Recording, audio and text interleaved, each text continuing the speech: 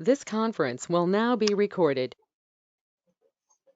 अद्य शुक्रवासरः अथवा गुरुवासरः वैशाख शुद्ध नवमी दिनांक 21 मे 2021 केस पेपर पृष्ठ क्रमांक 3 शंखं चक्रं जलौकान् ददतमृतघटं चारुदोर्भिश्चतुर्भिः सूक्ष्मस्वच्छातिरुद्यां शुकपरिविलसन् मौलिमम्भोजनेत्रं कालाम्भोदोज्ज्वलाङ्गं कटितटविलसच्चारुपीताम्बराढ्यं वन्दे धन्वन्तरिं तं निखिलगतवनप्रौढदावाग्निलीलम् प्रौढदावाग्निलीलम् ब्रह्मणो हि समारब्धाम् आत्रेयाद्येषु पूरिताम् अस्मदाचार्यपर्यन्तां वन्दे गुरुपरम्पराम् आयुर्वेदरतं वन्दे माधवाख्यं महागुरुम्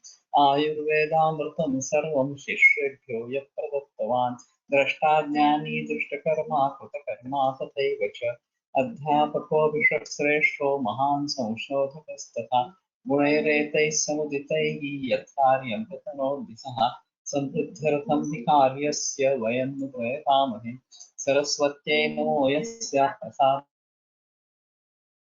पुण्यकर्मभिः बुद्धिदर्पणसङ्क्रान्तं जगदध्यक्षमीक्षते आत्रेयं प्रथमं वन्दे आयुर्वेदजगद्गुरुम् आयुर्वेदामृतं सर्वं गृहीत्वा हि सुरेश्वरात् अग्निवेशादिकेभ्यो यत् प्रेक्षत् सप्तमः प्रथमं तन्त्रकर्तारम् अग्निवेशं नमाम्यहम्।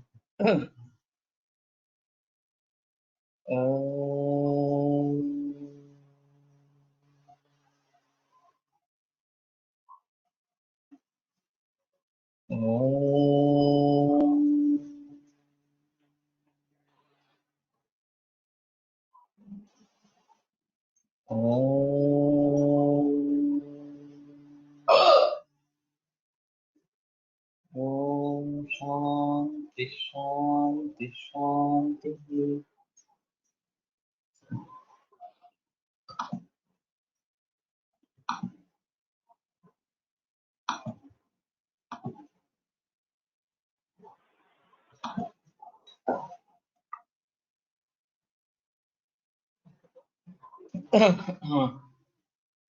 तो हम एडिक्शंस के बारे में बात कर रहे थे। अलियन निस्संशय धृतिभ्रंश है।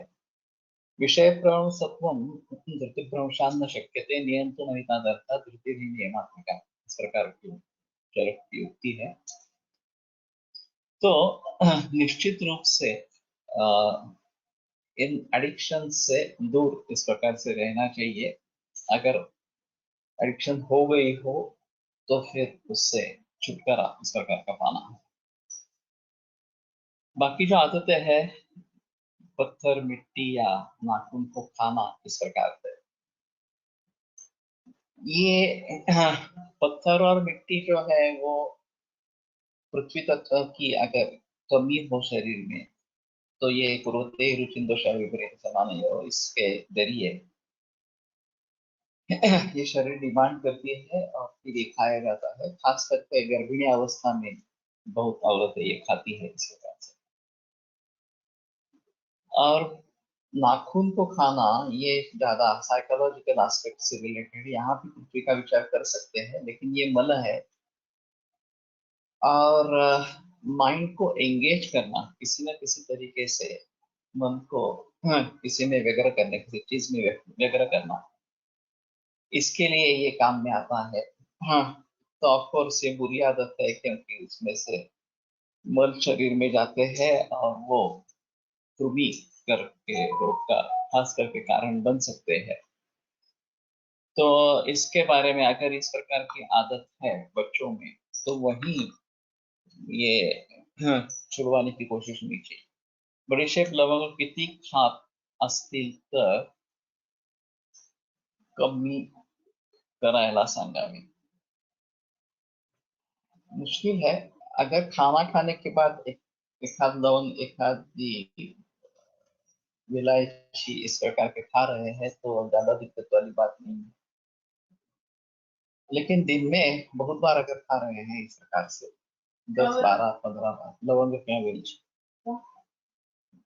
नहीं तो फिर सोचना पड़ेगा, क्योंकि उनके गुणधर्मों को ध्यान में रखते हुए बड़ीशेप जो है वो शुक्र नाशन है, तो शुक्र कम करने वाली है। तो औरषत्व अगर है तो सौंफ नहीं खाना है। दातार गुरु जी की एक केस थी कि इसमें धनिया खाने की आदत थी उसको, बार बार धनिया बहुत प्रमाण में खाते थे, उससे औरषत्व हो गया। फिर उन्होंने उनको कहा कि इसी प्रकार से आंवला खाते जाओ, तो वो खाने से औरषत्व ठीक हो गया। किती प्रमाणात याचं काही गणित नाही. नाही म्हणजे विरुद्धांत नाही तर सगळ्यांना चाललं त्यामुळे विरुद्धांत व्यवस्थित मुलं बिलं त्यामुळे बऱ्याच वेळा हे काय करते इसका क्या व्यायाम बहुकारण योग जो भाव है वो नहीं बता सकते कि ये सभी खाने से किसी को तकलीफ होगी और किसको नहीं होगी, इसके बारे में कोई बहस नहीं कर सकते। बहुत सारे भाव है जिनके ऊपर ये विकार विघात भावा भाव प्रक्रिया जो चरक प्रमेय निदान में बताई गई है, वो एक काफी अहम सूत्र इन सभी के लिए है। और बहुत सारे भावों पर निर्भर होने के कारण या कार्य कारण भाव है ही नहीं ऐसा भी नहीं बता सकते। कार्य कारण भाव तो है और बहु कारण योग जो है, तो इसके बारे में जानना जरूरी इस प्रकार का होगा। और खास करके सौंफ या धनिया जो इस प्रकार का खा रहा था उसके बारे में तो जिक्र करना पड़ेगा। इलायची और लौंग के बारे में उतनी मुसीबत नहीं आनी चाहिए। फिर भी इलायची गर्म है और लौंग ठंड है, ये बात हमारे हिसाब में ध्यान में रखनी चाहिए। लोग समझते हैं कि इलायची उष्ण है, इलायची ठंडी है और लौंग उष्ण है, लेकिन ग्रंथों के अनुसार इलायची गर्म है, उष्ण है और लौंग ठंड है, लेकिन लौंग शीत होने के साथ तीक्ष्ण भी है। ये एक उसकी अहम खासियत इस प्रकार की है। तो मानस भाव परीक्षण ये एक बहुत ही बड़ा इस प्रकार का मुद्दा है, महत्वपूर्ण मुद्दा है और काफी जगह है इसका विचार तो किया जाता है, लेकिन अच्छे ढंग से विचार नहीं होता। ये एक अहम मुद्दा इस प्रकार का है। मिश्री खाण्याची सवय सोडण्यासाठी मायफळ चूर्ण मंजन म्हणून वापरावे असे जगन्नाथ सर सजेस्ट करतात। यामागे विचार काय असावा उससे से पूछ लेना ज्यादा बेहतर है तो ठीक है, अगर मायफल के जरिए मिश्री खाने की आदत छूट सकती है तो बेहतर ऑप्शन है। वैसे देहातों में औरतों में ये आदत मशेरी लगाने की है, तंबाकू की मशेरी इस प्रकार की लगाने की है, और वो भी एक कैंसर का कारण बन सकती है। ये उतने ज्यादा पैमाने पर नहीं होता जितना कि पुरुषों में तंबाकू खाना होता है, फिर भी ये नहीं होना है इस प्रकार से।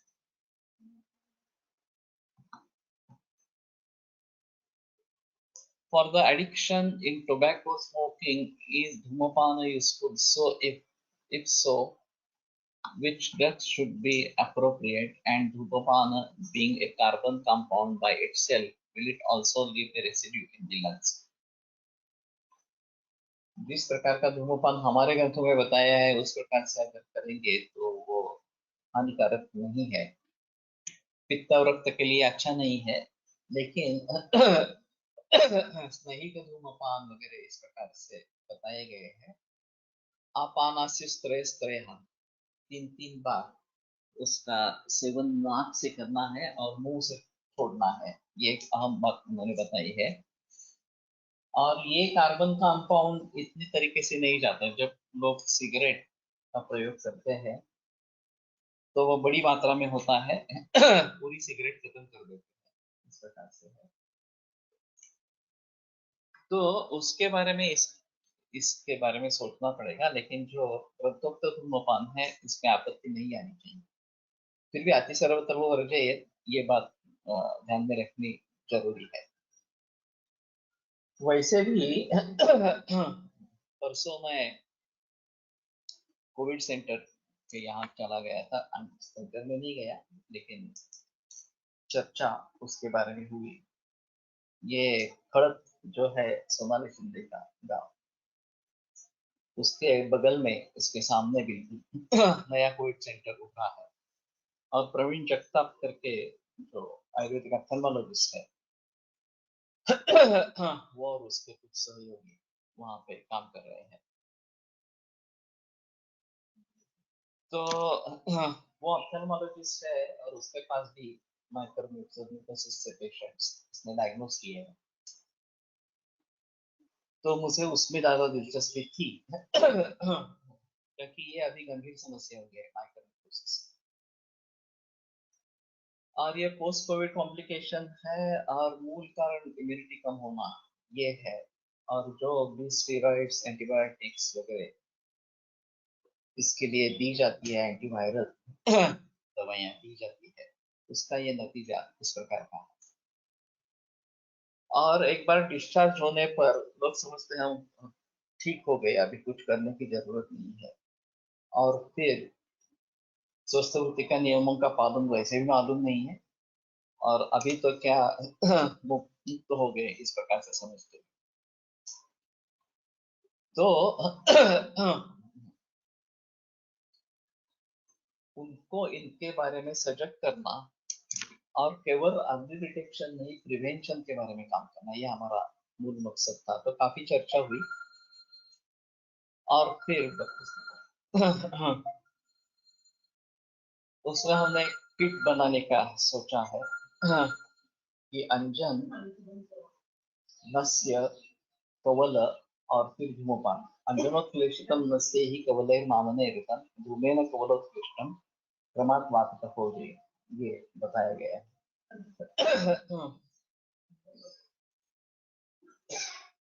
तो अंजन के लिए क्या प्रयोग करें, ये एक बहस हुई थी। अभी अंजन के रूप में केवल टूपंजन ये मिलता है बाजार में और नेत्र सुधा वगैरह जो कुछ ड्रॉप्स है या टॉनिका ऐसे कुछ हिमालय के ड्रॉप्स है, लेकिन वो ड्रॉप्स है।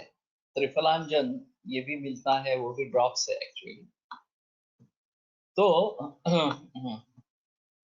इसके बारे में थोड़ा सोच सकते हैं कि ये प्रयोग करना है। फिर नस्य किस बात का करना है ये थोड़ा सोच रहे थे। तो एक बाजार में अभी उपलब्ध जो है अणुतैलिया पंचेंद्रिय वर्धन थे, उसका प्रयोग कर सकेंगे।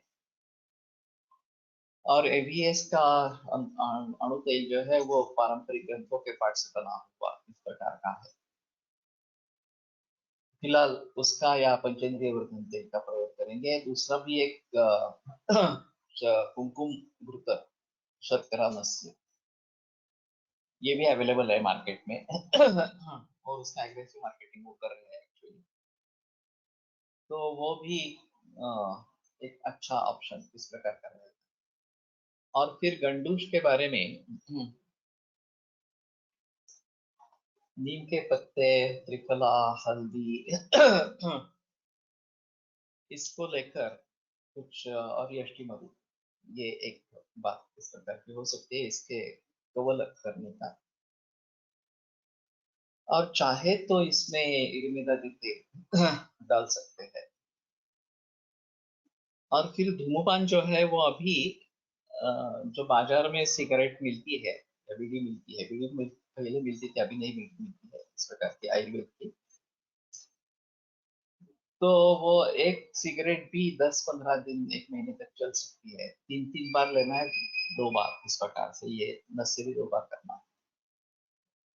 तो इसके जरिए और फिर एक सोशल वर्कर है वहां पे, तो उसके जरिए 5 नजदीकी 5 गाँवों एवं पंचक्रोशों में जाकर इसके बारे में प्रचार प्रसार करना और लोगों में ये आदत निर्माण करने की कोशिश करना।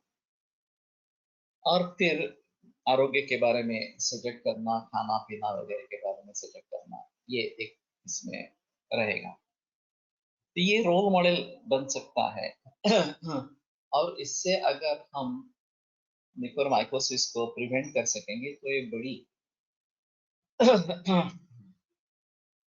हमारे लिए कामयाबी इस प्रकार की हो, तो सभी इसके बारे में सोचे और प्रिवेंशन के ही बारे में पहले सोचना है। बाद में माइकोसिस के पेशेंट भी आएंगे, वो काफी डिफिकल्ट इस प्रकार का मामला है। प्रवीण जगताप का कहना था कि एक बार उसने डायग्नोसिस कर दिया तो फिर लोग एलोपैथी नहीं चले जाते, ये बात सही है। वहां कितना भी खर्चा हो, कुछ भी पॉसिबिलिटी नहीं है, लोग मर भी रहे हैं, तो भी लोग एलोपैथी में ही शुरू में जाएंगे, क्योंकि वो समझते हैं वही मेडिकल सिस्टम है, वही ट्रीटमेंट लेनी है वहीं पे।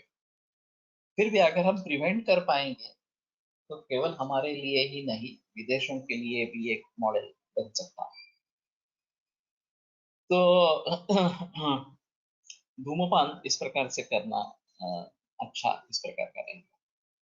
नाटकात तपकीर पूड ओढण्याची सवय आदिवासींमध्ये आहे, त्याचे काय दुष्परिणाम आहे? ये बनता है वैसे तंबाकू से ही वर्जित होता है इस प्रकार से, और मात्रा कम रहती है क्योंकि सूक्ष्म चूर्ण इस फॉर्म में इस प्रकार का होता है, लेकिन फिर भी ऍडिक्शन ऐसी है। एक पेशंट होती ती खूप बडीशेप खायची, मग तिला पीसीओडी झालं तर शुक्र आर्तव दृष्टी समजावी का?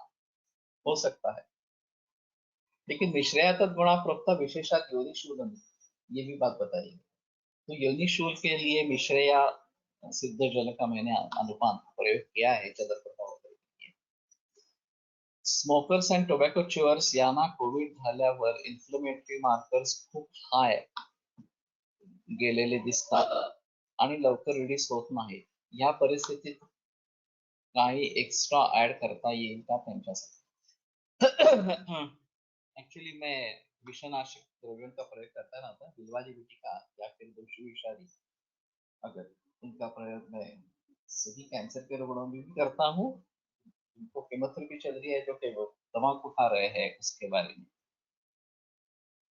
तो विषग्न के बारे में सोचना है। अंजनादिगण जो है वो भी एक विषग्न है, और पटोलादि भी विषग्न है, तो उसके बारे में सोच सकते हैं। कोविड कंजर्वेटिव्स मध्ये काय द्यावे? अभी जो मैंने बताया वही ठीक है। ये त्रिफलांजन या फिर जो मैंने बात कही अपटॉनिका ऐसा कुछ हिमालय का है, और नेत्र सुधा इनका प्रयोग कर सकते हैं। हम वहां पे काढ़ा बना के भी दे सकते हैं ताजा इस प्रकार से। मैंने कोविड सेंटर्स के लिए बोला था कि त्रिफला, नींब, यष्टि, हरिद्रा इनका काढ़ा बनावे और फिर वो दे दे। ताराचंद अस्पताल में पूर्व स्थिति में निषादी जल ये डाला था, मामा गोखले ने शुरुआत की थी, और वो काफी, मैं जब पढ़ रहा था तो उस समय भी वो प्रचलन में था, बाद में वो खत्म हो गया। कुमकुम घृत शर्करा नस्य किस फार्मेसी का है? वैदिक फार्मा करके है। ये एक्चुअली गौशाला है उनकी, और साइड प्रोडक्ट्स उन्होंने काफी बनाए हैं। दशांगलेप विषग्न आहे, याच्या पाठाचा गंडूश करता येईल, कवर करता येईल, कर सकते हैं, उसमें कोई प्रॉब्लम नहीं है। दशांगलेप भीतर भी दे सकते हैं, मैंने भी दिए हैं इस प्रकार से।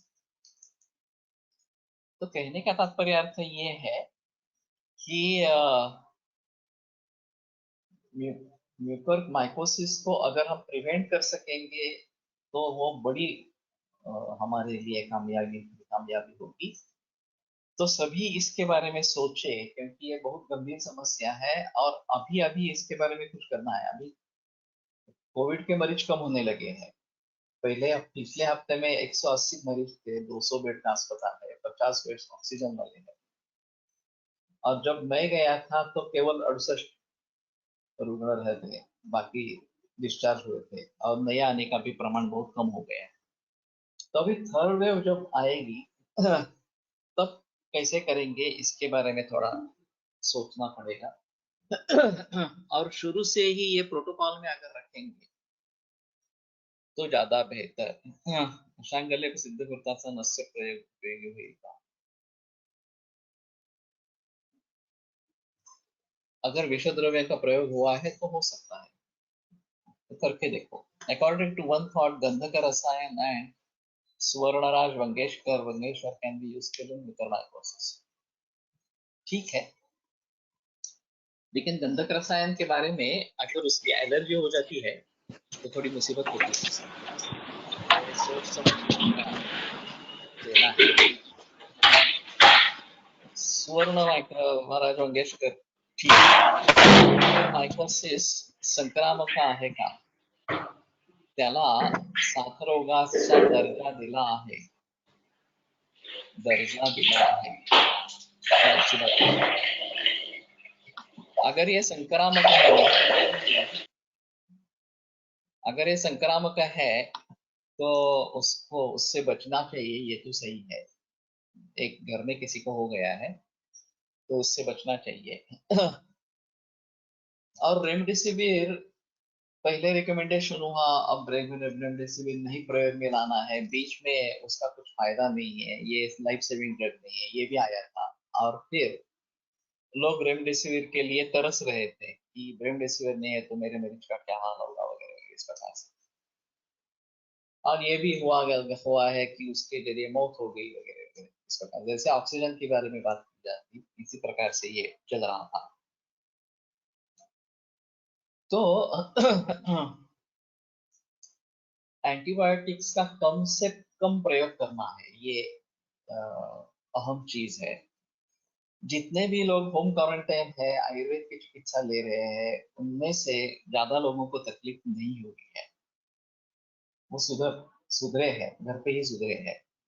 लेकिन जो अस्पताल में दाखिल हुए, ऑक्सीजन लेवल मेंटेन नहीं हो रही थी, फिर ऑक्सीजन ज्यादा देना पड़ा या फिर आगे वेंटिलेटर पर रखना पड़ा वगैरह इस प्रकार के जो है। और रेमडेसिविर और ये बाकी स्टेरॉइड्स ये सब काफी मात्रा में दी गई है।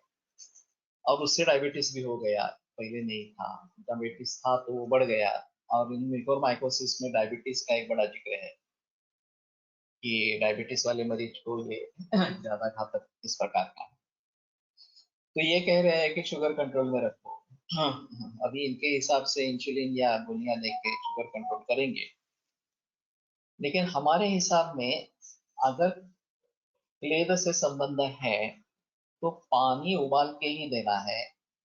मैंने अभी कोविड सेंटर में ये गुनगुना पानी दे रहे थे, मैंने कहा कि गुनगुना नहीं देना है, उबाल के फिर गुनगुना करो, वो देना है। और सिद्ध जल का प्रयोग शुरू करो तो निस्संशय पानी उबला हुआ ही जाएगा।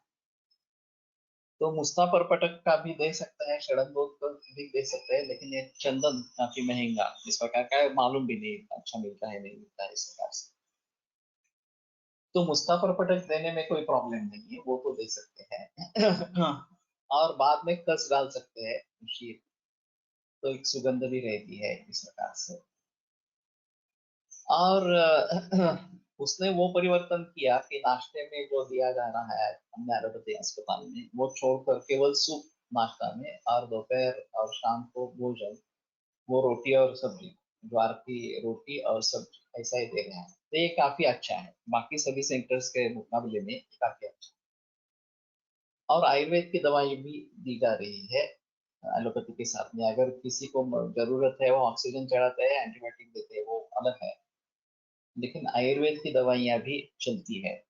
तो ये एक अच्छा मॉडल इस प्रकार का रहेगा। और इसके बारे में प्रेजेंटेशंस अगर होंगे नेशनली इंटरनेशनली, तो शायद इंटरनेशनली पिकअप होगा। भारत में पिकअप होगा नहीं होगा ये मालूम नहीं है, लेकिन इंटरनेशनल कॉन्फ्रेंसेस में पिकअप होगा। अगर इससे म्यूकोरमाइकोसिस को हम प्रिवेंट कर सकते हैं तो परदेशी लोग, विदेशी लोग मानेंगे, भारतीय लोग मानेंगे नहीं मानेंगे पता नहीं है, या आईसीएमआर मानेगी नहीं मानेगी पता नहीं। लेकिन ठीक है, फिर भी हमें कोशिश तो करनी चाहिए, इसमें कोई संदेह इस प्रकार का नहीं है। तो ये एक अहम बात थी। और रहन सहन, लाइफस्टाइल और योग व्यायाम, वहां को वो भी करते हैं, योग भी करवाते हैं, ऑडियो उपलब्ध कराए हैं, वीडियो भी कर सकते हैं, ऐसा है। तो मैंने अभी मेरे अमेरिका में हुए जो इंटरव्यूज है, जो ज्यादातर मराठी में है, उसको व्हाट्सएप में मैंने डाला है, मैं ये इस विषय में डाल दूंगा। तो वो सभी इकट्ठा है, यूट्यूब की लिंक्स है, सभी की यूट्यूब की लिंक्स है। तो जैसे उसी ग्रुप में मैं पोस्ट करूंगा तो सभी उसको फ्रीली डिस्ट्रीब्यूट करें। हम तो सीडी बनाकर लोगों को दे रहे थे, लेकिन अभी सीडी ड्राइव काफी मुश्किल हो गई है। तो मुझे उससे छुटकारा चाहिए था, और मोबाइल ऐप ये ज्यादा बेहतर ऑप्शन इस प्रकार का है। ये काफी लंबे समय के हैं, 1 घंटा 1.25 घंटा इस प्रकार के हैं। लेकिन सभी इंटरव्यू ज्यादातर मराठी में है, कुछ अंग्रेजी में है इस प्रकार से। तो वो मैं शेयर करूंगा JSPC ग्रुप पर, या टेलीग्राम में भी भेज दूंगा इस प्रकार से। तो वो सुनो और लोगों को बताने की कोशिश करो। अंतिमतः यही सच है कि लाइफस्टाइल सुधरने से ही हम इसके ऊपर काबू पाएंगे। ये इस प्रकार के एंटीवायरल ड्रग्स, स्टेरॉइड्स वगैरह वगैरह, ये केवल तात्कालिक उपाय है, सभी लोगों में इसका फायदा नहीं होगा, ये भी दिख रहा है। और सच्चे रूप से अगर इससे छुटकारा पाना है तो lifestyle improving immunity is the answer. दूसरा एक अभी बात हुई थी, भाग्यश्री देवकर करके एक MBBS पीडियाट्रिशियन एलोपैथी इस प्रकार की है। वो हमारे घरेलू पहचान के बरसों से है, उनकी माँ निमिता तेंदुलकर ये संस्कृत की टीचर है। तो हम बहुत बरसों से परिचित हैं। तो ये जब बिल्कुल छोटी थी तब से मैंने उसको देखा है। नन्ही मुन्नी बच्ची थी। तो उसको खुद कोविड हो गया और उसके पूरे परिवार को कोविड हो गया। तो उसने आयुर्वेद की दवा ली और उसको काफी अच्छा रिजल्ट आया। अब उसने एक हेल्पलाइन शुरू करी है, वो ज्ञान प्रबोधिनी की छात्र है, और JSPC वर पाठवले आवडे। तो उस ग्रुप को लेकर उसने एक हेल्पलाइन बनाई है, और वो सभी को सलाह दे रही है कि आप एलोपैथी के साथ आयुर्वेद भी करो कोविड के लिए इस प्रकार से। तो ये एक अहम मुद्दा है, उसका एक लेक्चर होने वाला है इस ग्रुप में। और मैं भी शायद ये प्रिवेंशन ऑफ कोविड इसके बारे में, ये म्यूकोरमाइकोसिस के बारे में लेक्चर दे दूंगा। उसको मैंने लाइफ स्टाइल का मेरा भेजा था, वो बोली अच्छा है लेकिन कठिन है वास्तव में लाने के लिए। तो ठीक है, कम से कम ये करना चाहिए, इतना तो पता लग जाएगा। तो कुछ लोग इसमें आ जाएंगे, शामिल हो जाएंगे, और धीरे धीरे कारवा बनेगा। कुछ कोशिश करेंगे ही नहीं तो कुछ नहीं होगा। तो कोशिश जारी रखनी चाहिए, तभी इसके बारे में हाँ, सोच सकते हैं। धातु शैथिल्य लेदाधिक्य ही फेवरेबल कंडीशन असावे व्हायरस मेथोलायसिस। जनरली फंगल इन्फेक्शन बाहर ही हम देखते हैं, जैसे ये अलस होता है उस प्रकार से, लेकिन ये भीतर वाला काफी मुश्किल है। और योनि में या योनि मुख में फंगल इन्फेक्शन काफी कॉमन है इस प्रकार का, लेकिन ये अंदर की तरफ है। स्टेरॉइड्स, डायबिटीज हे धातू शैथिल्य व क्लेदाधिक्य करणारेच आहेत। हेतू संवहन वाढणारे शिलाजित लोहभस्म सारखे कुष्ठ प्रमेहातील कॉमन औषधे उपयुक्त ठरतील असं वाटतंय। यस, ठीक है। अभी केसेस को ट्रीट करना काफी मुश्किल है, क्योंकि हमारे हाथ में कुछ ज्यादा आते ही नहीं है। ज्यादातर लोग ICU में रहते हैं, वेंटिलेटर पे रहते हैं, आंख निकाली जाती है, ब्रेन में इंफेक्शन पहुंच जाता है वगैरह। और उनकी जो एक दवा है एंटीबायोटिक, इसके बारे में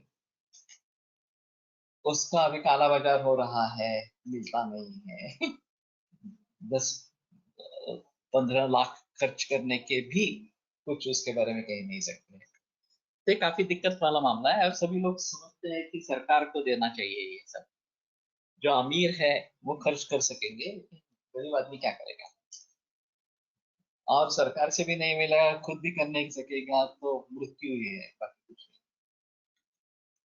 तो इन सभी बातों में हमारे लिए एक संधि हो सकती है कुछ हद तक, तो कोशिश करेंगे। देखते हैं आगे किस प्रकार का होगा। तो इसमें क्या प्रयोग करना है, धूम्रपान मेरे हिसाब में तुरंत लाभदायक इस प्रकार का होगा, और ये अगर क्रम करते हैं नस्य अंजन नस्य कवल और धूम्रपान, तो ज्यादा अच्छा इस प्रकार का रहेगा। तो ठीक है, अभी मानसिक कारणों की तरफ मुड़ते हैं। ये बीमारी होने के पहले पिछले 1 से 6 वर्षों में कोई बड़ा मानसिक आघात हुआ था क्या, और कौन सा आघात था, उसकी तीव्रता कितनी थी, 5 सबसे ज्यादा, 1 सबसे कम, इस प्रकार से।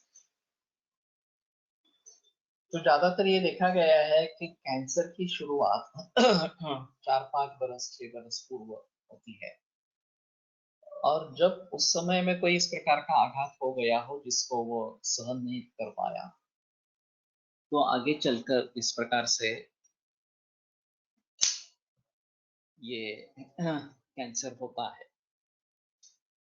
तो करीबन 6 बरस तक सोचना है, अभी अभी हुआ था फिर हुआ, ये भी बात पॉसिबल है। और ये मानसिक आघात किसी भी तरीके का हो सकता है। जैसे मैंने कहा कि लड़की ने इंटरकास्ट मैरिज की और ये बड़ा सदमा माँ के लिए रहा, और ये उसको कैंसर हो गया। ऐसा उदाहरण मैंने भी देखा है। म्युकोरमायकोसिस हे टोटली ॲलोपॅथीच्या कोविडच्या ट्रीटमेंटमुळे वर आलेले पूर्वीचेच आजार आहे। यावर ॲलोपॅथी ट्रीटमेंटला कोणीच फार दोष देत नाही याची खंत वाटते। उसमें ऐसा है ना कि कोविड की ट्रीटमेंट अगर आयुर्वेद अस्पताल में आयुर्वेद के ढंग से होती है तो इतनी मॉर्बिडिटी भी नहीं रहेगी, और इतनी गंभीर अवस्थाएं भी नहीं रहेगी। लेकिन लोगों के मन में एलोपैथी ही साइंस है, आयुर्वेद के बारे में संदेह है,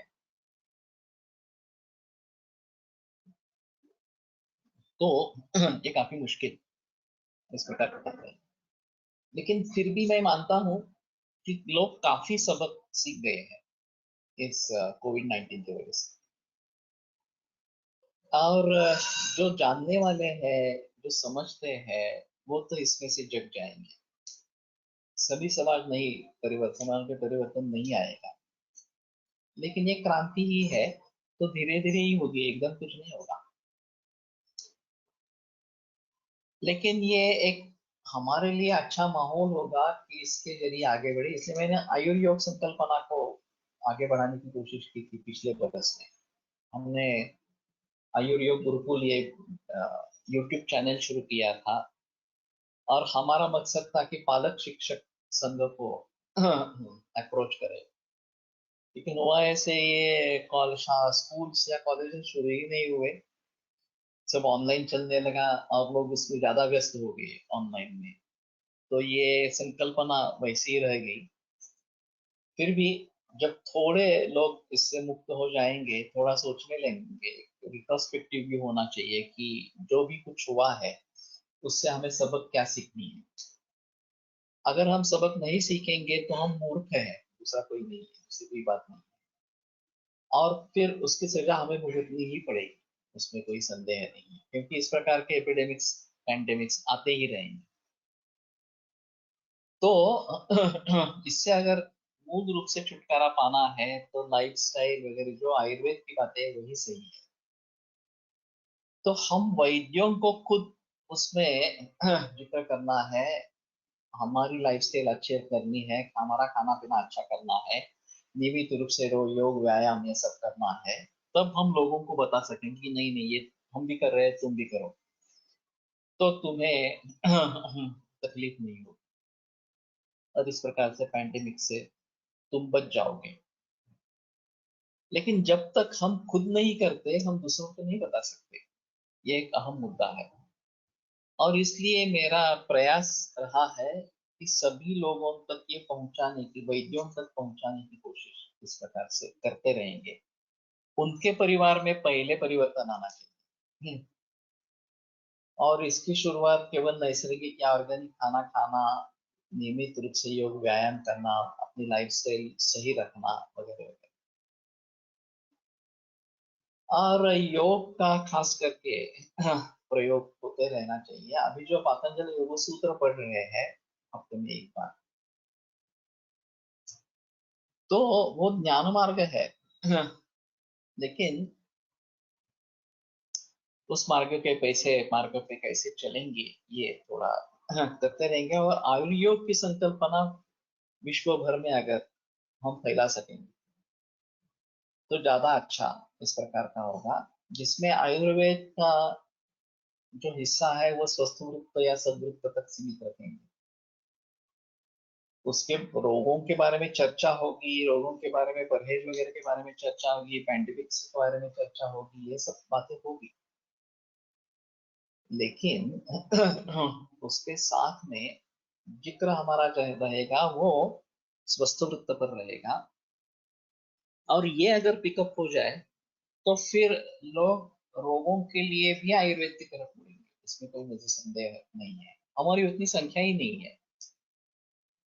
वैद्य इतने बड़े पैमाने पर होने चाहिए कि जो आयुर्वेद में अच्छी सलाह दे सके, अच्छी प्रकार की ट्रीटमेंट दे सके। ऐसे वैद्य ही नहीं है, बहुत कम वैद्य है इस प्रकार के। अभी वैद्यों की संख्या बढ़ गई है, फिर भी क्वालिटी जो है वो, जब तक हम मूल ग्रंथों का अध्ययन करते नहीं रहेंगे तो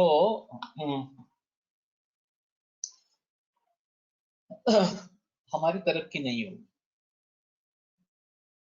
इसलिए मैं खुद जिक्र कर रहा हूँ, कोशिश कर रहा हूँ लगातार कि मैं खुद पढ़ता रहूं। बाकी लोगों को फायदा हो न हो, मुझे तो फायदा होता है, उसमें कोई संदेह नहीं। तो ये लाउड थिंकिंग है। मैं भी सीखता रहता हूँ और लोग भी सीखते रहते हैं। लेकिन यही माहौल सभी वैद्यों के बारे में होना चाहिए। और कॉलेज से अगर शुरू होता है, ये कॉलेज लेवल से शुरू होता है, तो अच्छे वैद्यों की संख्या बढ़ेगी। अच्छे वैद्यों की संख्या बढ़ेगी तो समाज अपने आप वैद्यों की तरफ मुड़ेगा, क्योंकि उनको रिजल्ट चाहिए। अगर हम रिजल्ट देने में कामयाब होते हैं तो लोग हमारे पास आएंगे, उसमें कोई संदेह की बात नहीं है। तो ये इसी के लिए 6 बरस के लिए जो बताया है, उसके बावजूद या उसके ज्यादा भी बरस हो सकते हैं, लेकिन ये ज्यादातर कैंसर में देखा गया है कि इस प्रकार से शुरुआत होती है। आयुर्वेदिक जीवनशैली, दिनचर्या, ऋतुचर्या, नैसर्गिक ऑर्गॅनिक आहार ह्या सर्व गोष्टी जाणीवपूर्वक ठरवून केल्यास अजिबात कठीण नाहीये। केवळ आपली स्वतःची इच्छाशक्ती हवी, हे मी अनुभवाने सांगतो। सही है। तो मानसिकता में परिवर्तन आना चाहिए, यही सबसे अहम मुद्दा। मैंने कई छात्रों को ये जिक्र किया था कि तुम ऑर्गेनिक खाना शुरू करो, ऑर्गेनिक खाना शुरू करो। बहुत सारे छात्र सुनकर छोड़ देते थे, कुछ नहीं करते। वैसा ही सिलसिला चलता रहता। अब मेरे पास आने वाले मरीजों में करीबन 25% मरीज कैंसर के ये आयुर्वेद छात्रों से जुड़े हैं। डायरेक्ट जुड़े हुए हैं या किसी दूसरे तरीके से जुड़े हुए हैं, चाहे कॉलेज में पढ़ने वाले छात्र हो या वैद्य हो इस प्रकार से। तो मैं उनको कहता हूँ कि अब तो सुधरो। तुम्हारे रिश्ते में कोई मरीज हो गया है कैंसर का, तो अब तो सुधरो और करो इस प्रकार से। माझ्या 6 ANC पेशंटला घरीच औषध द्यावी लागली। 7 दिवसात कंटिन्यू बरे वाटले. चक्रवर्ती श्वासासाठी सुजेला योग हरितकी शुंठी नागरमुखा समप्रमाणात व तेवढेच गोळवून वाटाण्याच्या एवढ्या गोळ्या दिवसातून 3 वेळा दिल्या. ये अच्छा है, सिंपल है। हृतिक रोशन और मुस्कान, थोड़ा अजीब कॉम्बिनेशन है। श्वास, तसेच कासातीत कंटकारी रातना बला त्रिकट्टू बोकरू संभाट सिद्ध करतं पोळी भात वरण भाकरीवर खाण्यास सांगितले. ओके. ये अलग बनाया क्या? कंटकारी रातना बला त्रिकट्टू बोकरू बाजार में मिलता है या खुद बनाया? तो ये भी अच्छा ही हो गया। हृतिकी, शुल्की और मुस्कान गुड़ के साथ। अगर ये योग रत्नाकर अनेक इसमें है, चक्रपाणी दत्त में है, तो उसके बारे में सोच सकते हैं। इस प्रकार के सिंपल योग बना के अगर लोगों को दे सकते हैं तो ज्यादा बेहतर इस प्रकार का ऑप्शन इस प्रकार का रहेगा. सर्व पेशंट चांगले आहे, बनवले. ओके. चक्रदत्ता, ये भी चक्रदत्ता का ही पाठ है क्या? मैं सोच रहा हूँ कि अगला ग्रंथ कौन सा लेना है. तो मेरे मन में भी एक चक्रदत्त है और माधव चिकित्सकम है. माधव चिकित्सकम तो पढ़ा नहीं है मैंने, चक्रदत्त भी वैसे नहीं पढ़ा है, लेकिन बस्ती वगैरह के बारे में, वैतरण बस्ती के बारे में चक्रदत्त की खासियत इस प्रकार की है. तो शायद अगला ग्रंथ चक्रदत्त ले लेंगे, ज्यादा बेहतर ऑप्शन रहेगा. और इतने सिंपल इस प्रकार से योग है, ये महंगा भी नहीं है बिल्कुल, हाँ, आसानी से उपलब्ध है. और लोगों को भी बनाने के लिए बता सकते हैं कि घर पे बनाओ और खाओ इस प्रकार से. तो और गुड़ होने के कारण गोली बनने में भी कोई प्रॉब्लम इस प्रकार के है. तो ये ज्यादा बेहतर ऑप्शन इस प्रकार का रहेगा. ओके. आज महाराष्ट्राच्या 40 आयुर्वेद महाविद्यालय असतील, पण एकाही इन्स्टिट्यूटने आयुर्वेद कोविड सेंटर सुरू केले नाही. जयपूरमध्ये NIA मध्ये MBBS डॉक्टरच्या ऑब्झर्वेशन मध्ये आयुर्वेद कोविड सेंटर माइल्ड आणि मॉडरेट पेशंटचे सुरू झाले. ठीक है, इतना तो हुआ. इसको निगेटिवली सोचने के बजाय पॉजिटिवली देखो कि कम से कम एक तो शुरू हुआ. तो अगले एपिसोड में शायद इसमें बढ़ोतरी होगी. और इसका मूल कारण जो है, आयुर्वेद कॉलेज से जुड़े अस्पताल में वैद्य ही नहीं है. जो काय चिकित्सा का प्रोफेसर होता है वो वहाँ चिकित्सक हो जाता है, वो खुद प्रैक्टिस नहीं करने वाला होता, ना ही उसने कहीं से शिक्षा ली होती है, और वहाँ उसका आयुर्वेद का अनुभव ही नहीं होता कॉलेज के अस्पताल में. तो मेरा एक सुझाव था कि शहरों में काफी वैद्य है, अच्छे प्रैक्टिस करने वाले, तो उनको अगर कॉलेज या अस्पताल से जोड़ा जाए तो ज्यादा. श्री आयुर्वेद कॉलेज नागपूरला पण सुरू झालंय. ठीक आहे, वाघोलीला सुरू आहे, अच्छी बात. तो जहाँ कुछ वैद्य है प्रैक्टिस करने वाले, यहाँ पे ही ये बात हो सकती है. और MBBS का आदमी हमारे साथ में होगा, लेकिन वो मुख्य नहीं होगा. इसमें हमें अंतर करना चाहिए कि अगर हमारी इंस्टीट्यूट आयुर्वेद कोविड सेंटर शुरू कर रही है और हमें लगता है या लोगों को लगता है कि नहीं नहीं एलोपैथी का महत्व भी होना चाहिए, तो उसके साथ में एलोपैथी का आदमी ले सकते हैं, लेकिन वो प्रधान नहीं होगा, हमारा आदमी प्रधान होगा. ये एक बात अभी इस समय में क्या है मालूम नहीं है, लेकिन ध्यान में रखनी है. वैसे सरदेशमुख सर ने रेडिएशन सेंटर उनके यहाँ पे शुरू कर दिया, और ऑन्कोलॉजिस्ट को भी बुलाते हैं और जिनको चाहिए वो केमोथेरेपी भी देते हैं. तो मैंने उनसे कहा कि आप ये क्यों कर रहे हैं, आपका तो, हमें तो आयुर्वेद करना है.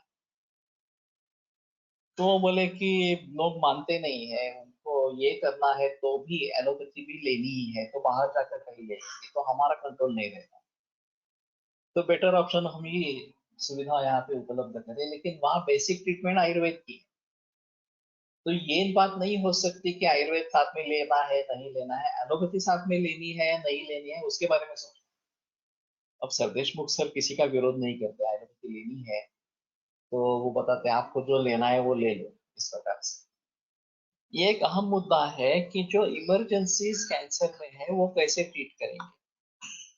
अब किसी की भी ये मानसिकता नहीं है कि उस इमरजेंसीज को ट्रीट करे आयुर्वेद में। मैं करता आ रहा हूँ बहुत सारे वर्षों से।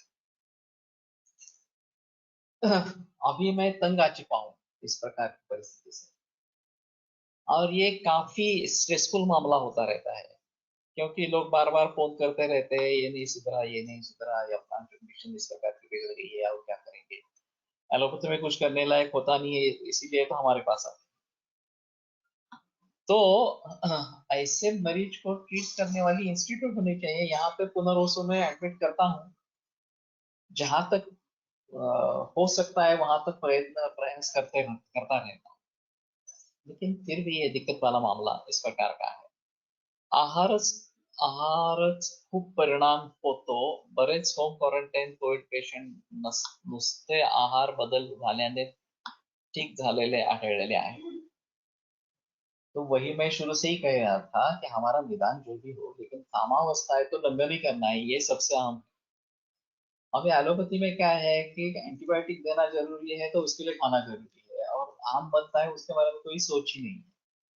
परिस्थिति बिगड़ जाती है, उसके बारे में कोई सोच ही नहीं है इस प्रकार। मेरठ में मध्ये एक MS ऑर्थो ने आयुर्वेद प्लस एलोपॅथी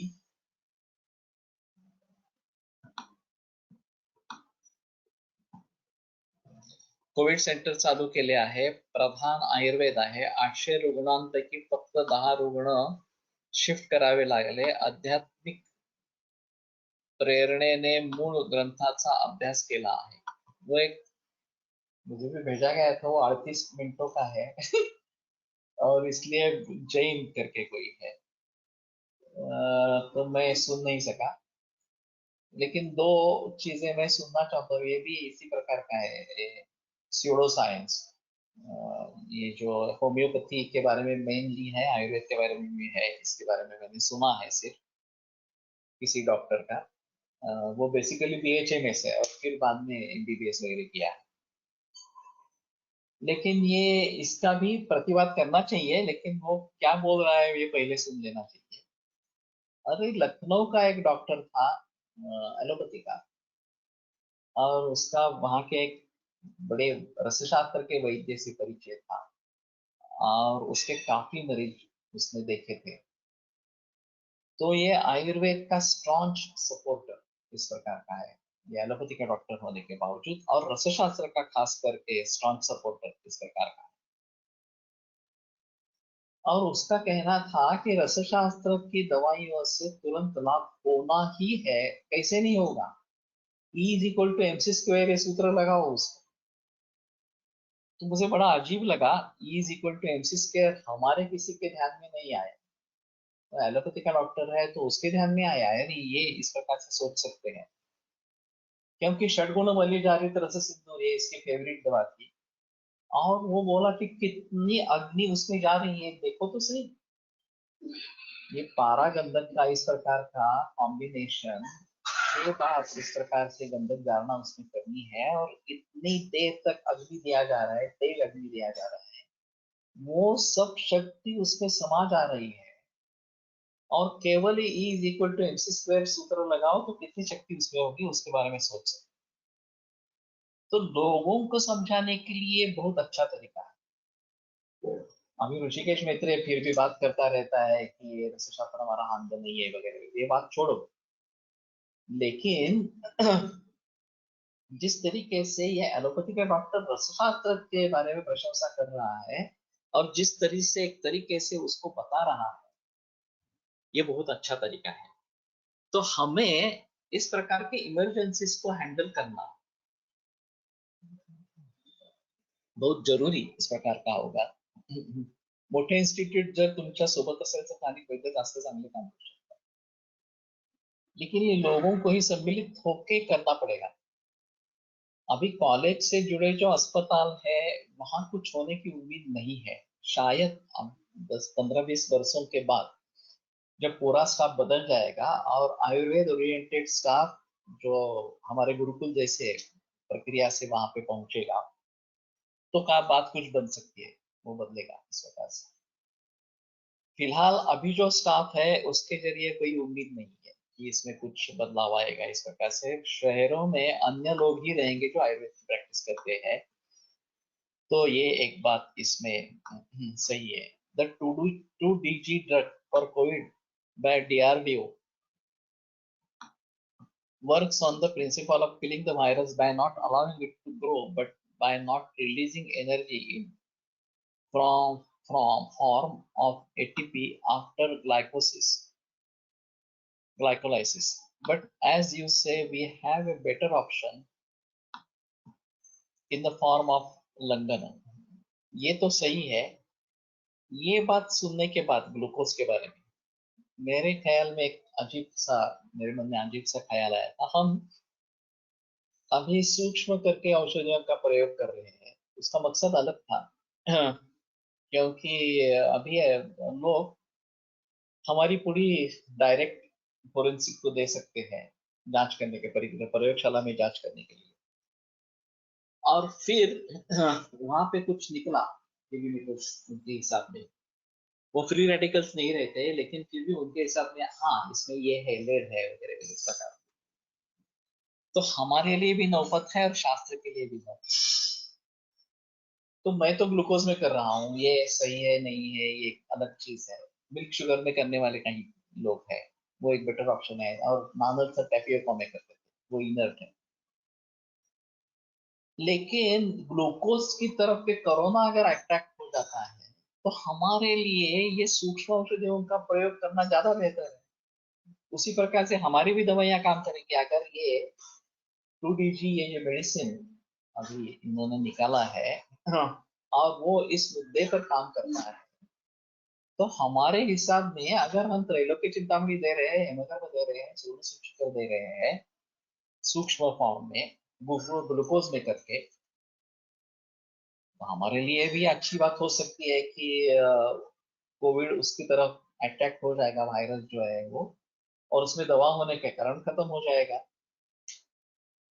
या उसको हम लंघन करेंगे, उसको जो जिस एनवायरनमेंट में वो बढ़ता है, प्रोलिफरेट होता है, वो नहीं होगा, तो भी अपने आप मर जाएगा, तो भी ठीक है हमारे हिसाब से, हमें मारने की जरूरत नहीं है।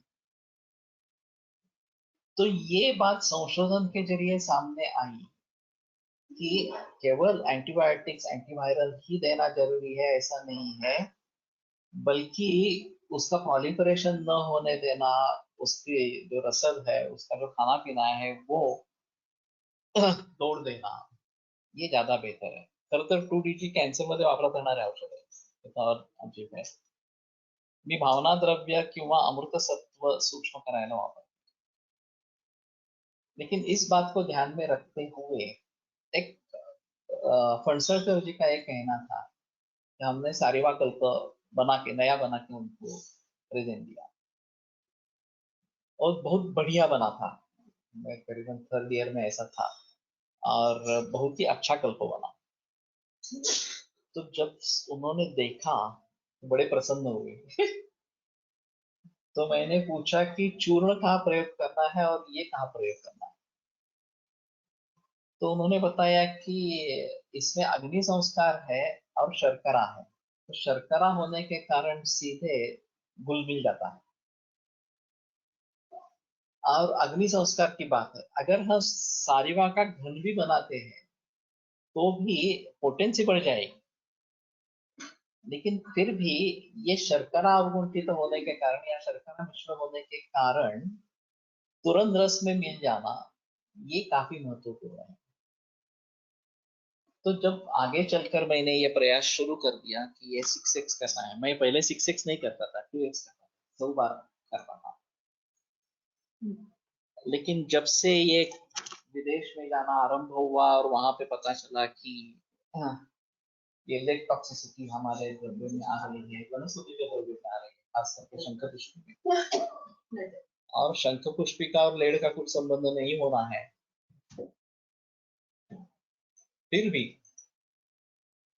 जो ऑटो इन्फ्लुएंस इस समय जमाने में थे, उसके जरिए ये हो रहा है। तो हम इससे कैसे बचे, ये सोचकर मैंने सभी जो रसशास्त्र के मेडिसिन है उनका 6x में प्रयोग करना शुरू कर दिया। इससे काफी फायदे होते हैं। एक तो द्रव्य बहुत कम लगता है, एक बार कर लेंगे तो बहुत सारी पीढ़ियां उसको इस्तेमाल करते रहेंगे, क्योंकि मेरा डोज भी कम है। नानल सर बहुत बड़ी मात्रा में प्रयोग करते थे, 6x करते थे कैपियोका में, लेकिन एक बड़ी थैली लेकर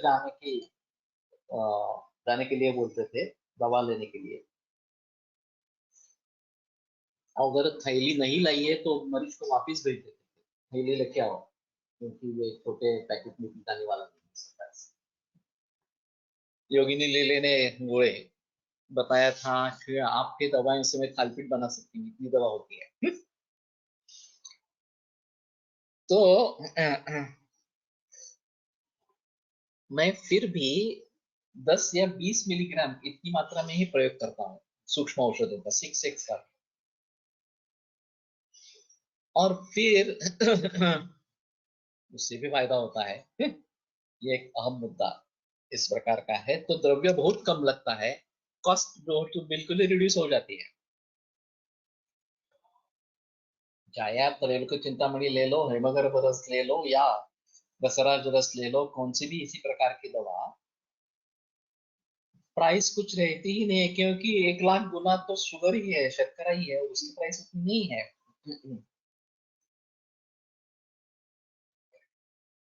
दूसरी जो मैंने बात कही कि रस से तात्काल मिल जाता है, सलाइवा में ही उसका शोषण होना शुरू हो जाता है, और उसमें अगर व्यवहारिक विकास इस प्रकार की प्रॉपर्टीज है, विषद द्रव्य है, तो सीधा ब्लड स्ट्रीम में चला जाता है। पचन होने की आवश्यकता नहीं, वैसे इतनी मात्रा कम रहती है कि पचन होने का कोई सवाल नहीं रहता। और फिर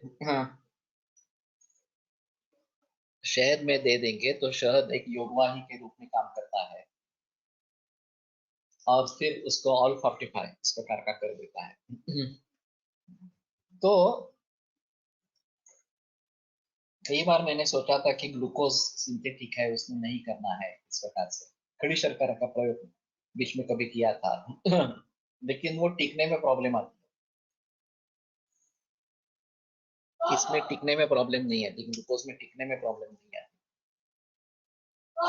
शर्करा हे व्यवहारिक विकासी द्रव्य नाही, रसशास्त्रात क्रामण नावाची कन्सेप्ट आहे, त्याचा विचार केल्यास वेळी नवी द्रव्य सूक्ष्म करायला वापरता येते। शर्करा व्यवहारिक विकासी नहीं है, उसके बारे में नहीं कह रहा हूँ। हमारा जो मूल द्रव्य है पारद गंधक से बना, वो व्यवहारिक विकासी है, वो विषद द्रव्य है पारद, और इससे बनी सभी दवाइयां व्यवहारिक विकासी गुणधर्मों से युक्त इस प्रकार की रहे, और केवल शर्करा से मिल जाने से मुंह से उसके कार्य का आरंभ इस प्रकार का हो जाता है, और फिर भली भांति रिजल्ट्स पा सकते हैं। ये अगर हम मानते हैं कि ये कोविड कृमि है, कोरोना टाइम बिंग ऐसा समझो, तो उसको एफिनिटी मधुर रस की रहती है, तो ये भी पॉसिबल है कि इसकी तरफ अट्रैक्ट हो जाए और फिर उसका नाश हो जाए। तो केवल एंटीबायोटिक्स ही देना है, एंटीवायरल ही देना है, ये जो बात कह रहे हैं वो छोड़ देंगे। अभी जो मैंने एक शालीपर्णी के बारे में कहा था, अभी मैं सोच रहा हूँ कि शालीपर्णी का कल्प बनाए, शर्करा ही करनी है तो कल्प बनाए, from Glucon D energy powder, या अभी मुझे भी पता नहीं है, ये लोग लाते हैं और करते हैं। लेकिन ग्लूकॉन डी का है या सिर्फ ग्लूकोज है, ये तो पता नहीं है मुझे, एक बार पूछ लेंगे। तो ग्लूकॉन डी का प्रचलन वैसे कहा जाए तो केवल एक संतर्पण के जरिए किया जाता है, लेकिन एक अच्छी बात है सभी मेडिकल शॉप से उपलब्ध है, बड़े पैमाने पर उपलब्ध है, कोई प्रॉब्लम नहीं है, ज्यादा प्राइस भी नहीं है। और 6x बना के बोतलें रखनी है, 1x 2x 3x 4x और 5x और 6x, 5x का कन्वर्जन 6x में करना है, जब 6x खत्म होते हैं तो 5x से फिर लेना है, 5x खत्म होते हैं तो 4x से लेना है, इस प्रकार से करना। तो केवल आपको बोतलें रखनी है और ये फिर अच्छा रहेगा। शर्करामुळे द्रव्याचे धातुकामित्व निर्माण होते, मधुरजना धातूनां प्रबलम। तो कल्प ये एक्सीडेंटल कल्पना है, ग्रंथों में, मूल ग्रंथों में कल्प नहीं है शतावरी के जो प्रचलन। लेकिन इस प्रकार से होने के कारण कल्प बेटर ऑप्शन इस प्रकार का है। तो अगर हम घनसार लेके पानी में डाल के उसको पिघल जाए, वो पानी में अच्छा घनसार हो तो पिघल जाएगा, और फिर उसका कल्प बनाएंगे शर्करा डाल के, 4 गुना शर्करा डाल के, तो वो एक बेटर ऑप्शन इस प्रकार का रहेगा। और अगर मुझे शालीकरण का प्रयोग करना है रसायन या विषय में इस तरीके से, तो ये अच्छा तरीका इस प्रकार का हो सकता है।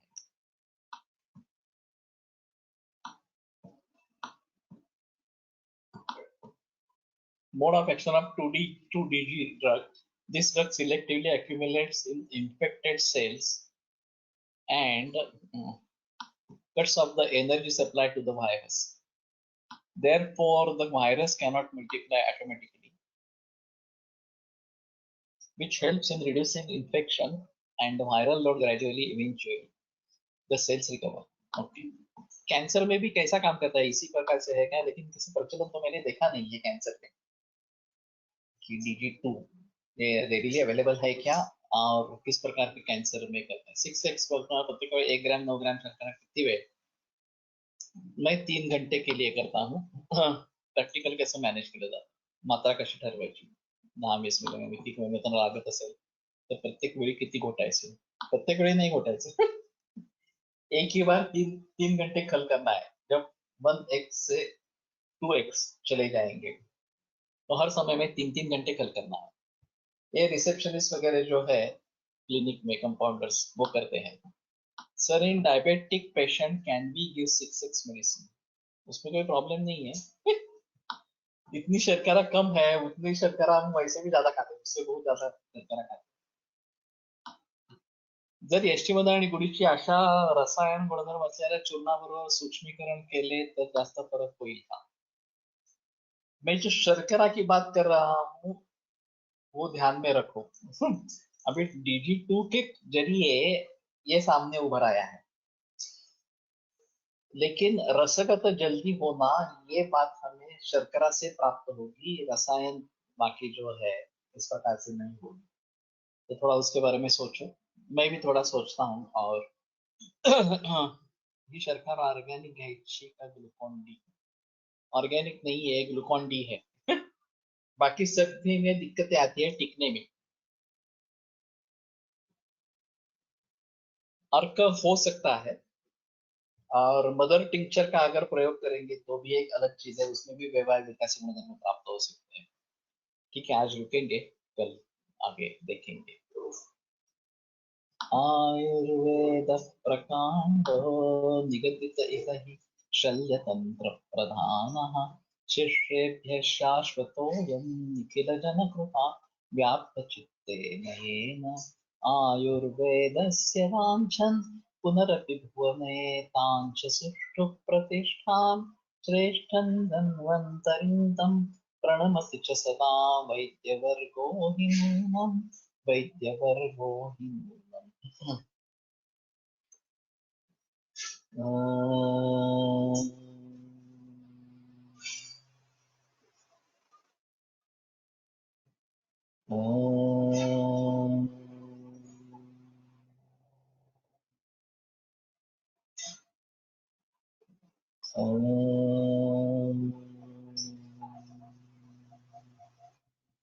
ओम शांति शांति शांति। वेदसर वेगवेगळ्या कल्पासाठी वेगवेगळे सूक्ष्मीकरण औषधद्रव्य वापरतात, जसे वकुस हे गुळूचित सूक्ष्म करतात। ये सही है, लेकिन शर्करा से जो फायदे मिलेंगे वो इस प्रकार से नहीं मिलेंगे। तो ये पहले करे और फिर बाद में उसको सूक्ष्म करे, ये ज्यादा बेहतर है। Half glucose and half PhD combination, ठीक है, करना है तुम ट्राई करो। करते रहो तो फिर ज्यादा बेहतर इसका क्या करें। विरम्यते व्याख्यान व्यापारा स्वाहा पुनरपि शाम।